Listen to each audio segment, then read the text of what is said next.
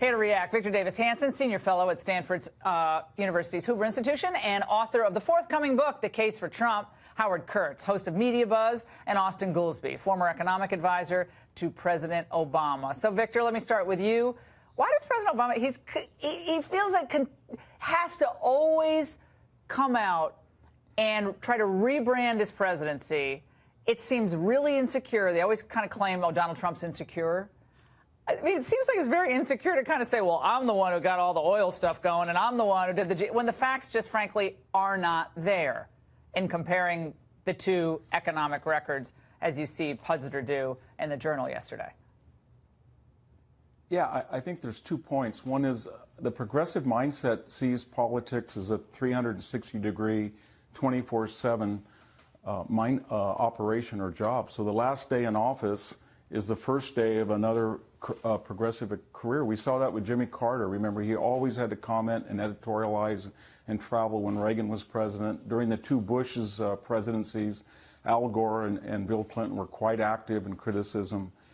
And Obama's doing the same thing. For them, it's a nonstop activity. And, you know, they need to get a ranch. He should go to Hawaii and buy a farm and focus on Netflix. That's what Reagan went up to the ranch. W went to the ranch and let his predecessor be. And it's kind of an irony that we have an antithetical presidencies back to back, a progressive and a starkly conservative, and we need to let history adjudicate. You brought up facts, but the prior administration prognosticated that you need a magic wand to carry off what Trump promised, and Paul Krugman said the stock market was going to tank, and Barack Obama said you can't drill your way out of oil shortages, and Larry Summers, I think, said 3% GDP. That was a fantasy. No, it was all a fantasy. It was all a fantasy. It was never going to happen. Came in and said, no, I'm going to deregulate. Yeah. I'm going to do all these things. Yeah, and so let history decide. We're only 18 months into the administration. You cited the facts. Obama should stop relitigating the past and be empirical. Let it play out. And let history decide. Yeah, we'll see. We'll see in another 2 years. Yeah. I mean, maybe all this will go away. I certainly hope it doesn't. Howie, I want to focus on the media aspect of all this. It really is quite something, because a lot of the things they accuse President Trump of, thin-skinned, insecure, narcissist, boasting. I mean, the finger's always pointed back at you, I think the Buddha said. And it seems like when you watch Obama yesterday, he's cool, he's kind of back in the chair, and he's fun and stuff.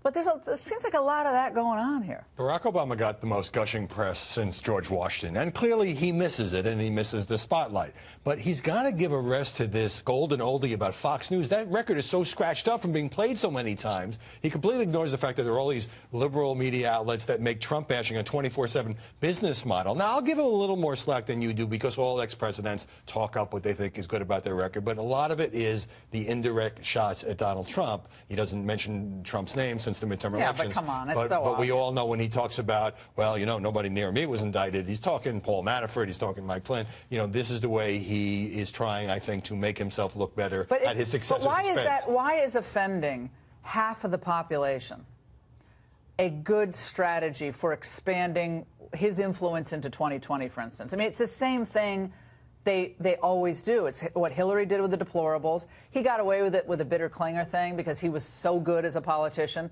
But there are not many Obamas who are going to come around and be an Obama-type person. But Fox, talk radio, like they have pretty much everything. They have the universities, they have most of the churches, they have most media outlets still today, all newspapers for the most part, and that's still not good enough.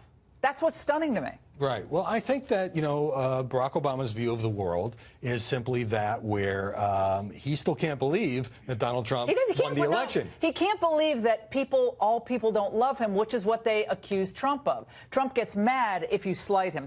If you criticize him even slightly, Trump reminds you of it. Right, but he's probably feeling... But that's what Obama does. He's probably feeling slightly emboldened by the fact that the Democrats took the House, and he's saying, well, aha, now they're going to see that I was better than they remember. Yeah, we'll see. Austin, this is what the president said. Speaking of the no indictments, he made this comment. Let's watch. Not only did I not get indicted, nobody in my administration got indicted, which, by the way, was the only administration in modern history that can be said about. In fact, nobody came close to being indicted, partly because the people who joined us were there for the right reasons.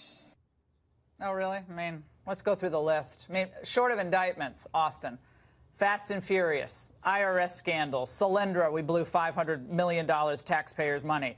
Benghazi, we have a dead U.S. ambassador. Susan Rice went out there and said it was a tape that caused the deaths. The VA scandal, a disaster. Tens of thousands of veterans denied care. Shinseki resigns in disgrace. Oh, you know, of course, we had the OPM hack by the Chinese, which was a nightmare. And we could go on and on and on. So, yeah, no one was indicted. Maybe that's more, maybe that's more related to the fact that we had Loretta Lynch and Eric Holder in the Justice Department. I don't know. That's just a speculation.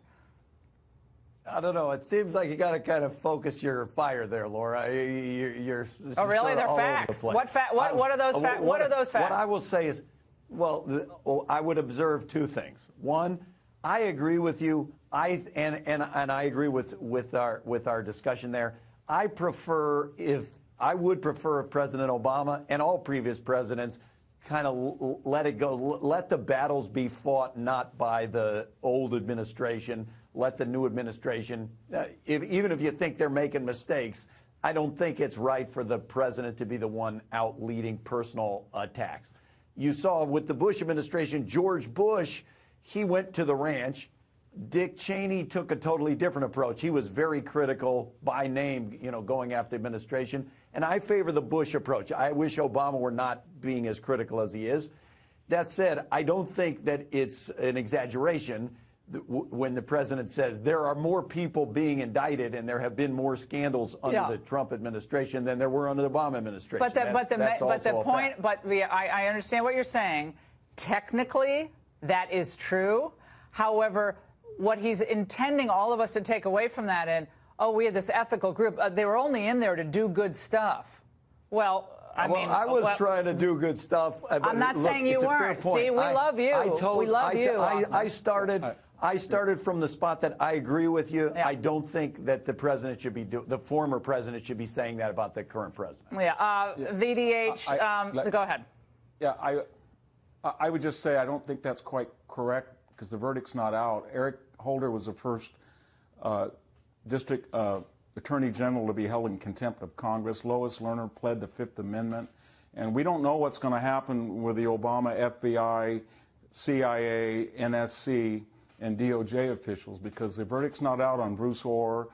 8 to 10 FBI officials have already been retired or reassigned or may be facing indictment. The saga of James Comey and John Brennan, James Clapper is not over because we're looking at a situation where a presidential candidate hired a foreign national to find dirt on her opponent, and that dossier was seeded among top officials of the Obama administration. We haven't had an accounting, ethical, or legal yet, and it's coming.